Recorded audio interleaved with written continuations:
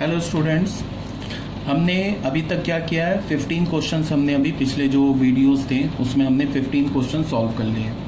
अब हम लोग क्या करेंगे, इसके बाद कुछ नोट्स देखते हैं। ये जो मैंने नोट्स जो तुम्हें सामने दिख रहा है, इस नोट्स में क्या होता है, बच्चे अक्सर कंफ्यूज रहते हैं। और दूसरी बात क्या है, ये काफ़ी इंपॉर्टेंट नोट्स है। ये जो नोट्स है ये एक्चुअली जो मैट्रिक्स का इक्वेशन है उसको मैनिपुलेट करने में या जो इक्वेशन से इम्पॉर्टेंट कंक्लूजन्स ड्रॉ करने में काफ़ी हेल्पफुल होगा। तो हमें क्या करना है, इसको ध्यान से सुनना है, ठीक है। तो नोट नंबर 1 देखते हैं। नोट नंबर 1 में क्या बोल रहा है कि if determinant of A B is equal to null matrix. दो मैट्रिक्स है, square matrix A and B, उनका डिटर्मिनेंट नल मैट्रिक्स है। अब पहला कंडीशन क्या दिया कि if determinant of A is not equal to 0 implies B is a null matrix. दूसरा क्या बोल रहा है, if determinant of B is not equal to 0 implies A is a null matrix.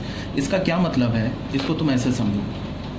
ये क्या बोल रहा है कि हमारे पास दो मैट्रिक्स है जिसका प्रोडक्ट नल मैट्रिक्स है।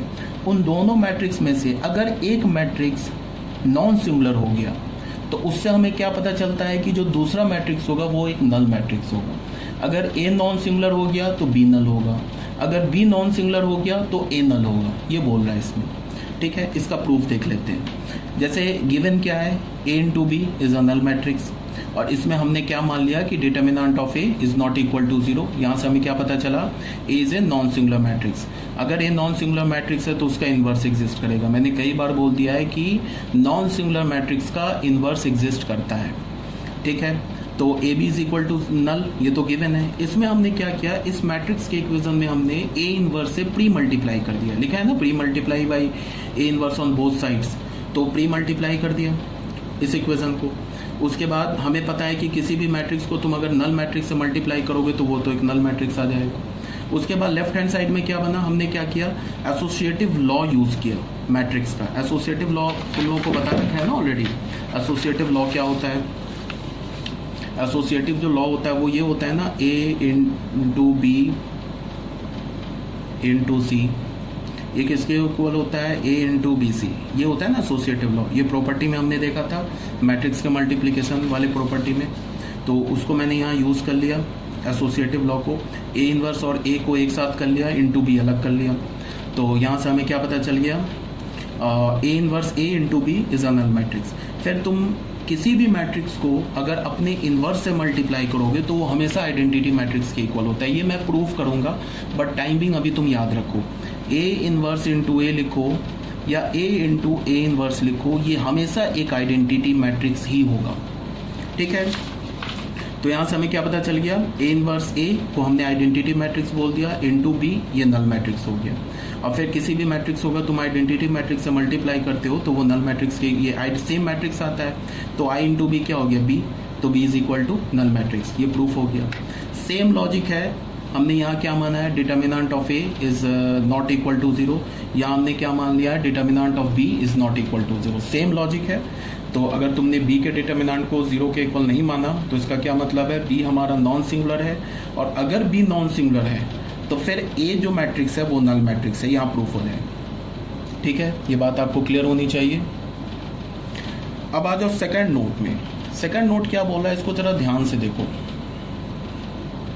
सेकंड नोट में क्या बोल रहा है कि अगर बोल रहा है कि ए इंटू बी अगर नल मैट्रिक्स है तो ये क्या इंप्लाई कर रहा है कि this implies that determinant of A is equal to 0 और determinant of B is equal to 0। बीच में और है, और किसे इंप्लाई करता है, एटलीस्ट को।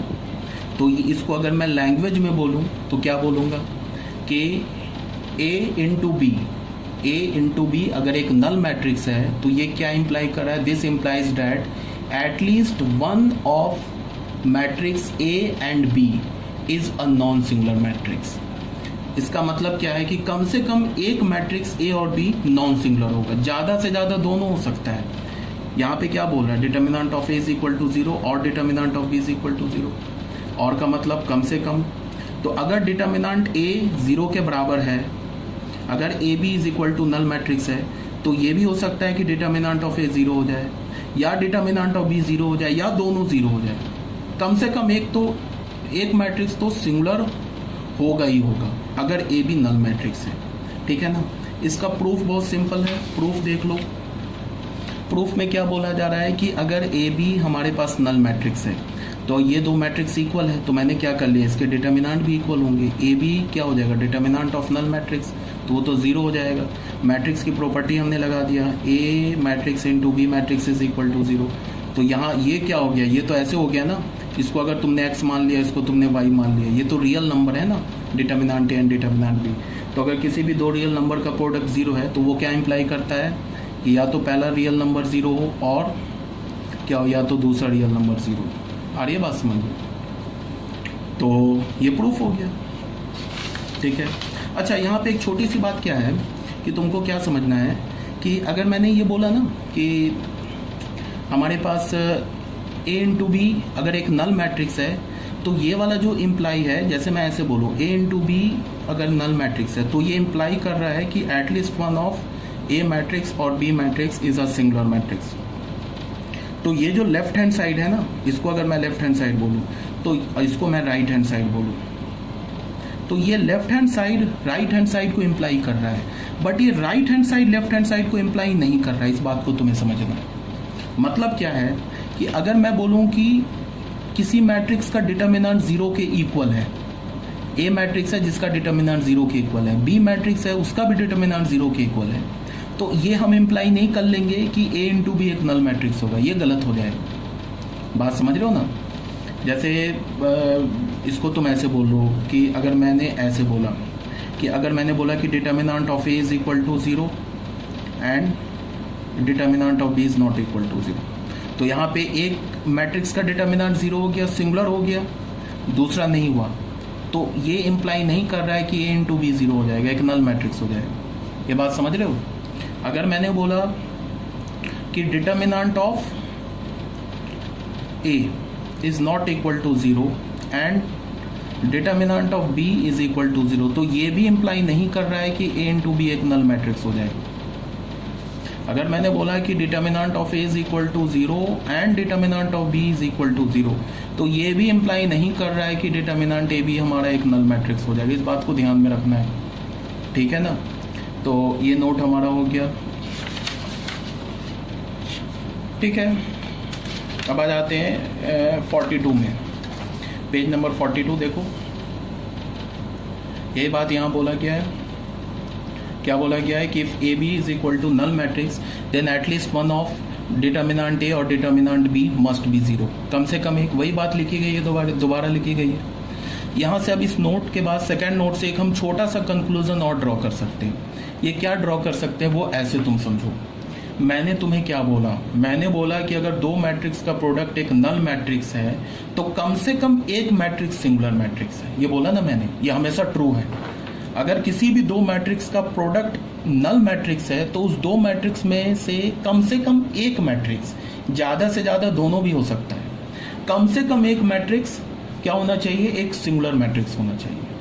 अब अगर मैं इसी को रिवर्स कर दूं, अगर मैं बोल दूं कि दोनों matrix A matrix and B matrix दोनों सिंगुलर नहीं है, मतलब कि दोनों मैट्रिक्स का डिटर्मिनेंट जीरो के इक्वल नहीं है, तो यहाँ से हमें क्या इंप्लाई होगा, ये इंप्लाई होगा कि फिर उस दोनों मैट्रिक्स का प्रोडक्ट नल मैट्रिक्स नहीं हो सकता है। एक बार और, अभी मैंने क्या बोला कि अगर दो मैट्रिक्स का प्रोडक्ट नल मैट्रिक्स है तो यहाँ से हमें क्या पता चला कि उन दोनों मैट्रिक्स में से कम एक मैट्रिक्स सिंगुलर मैट्रिक्स है।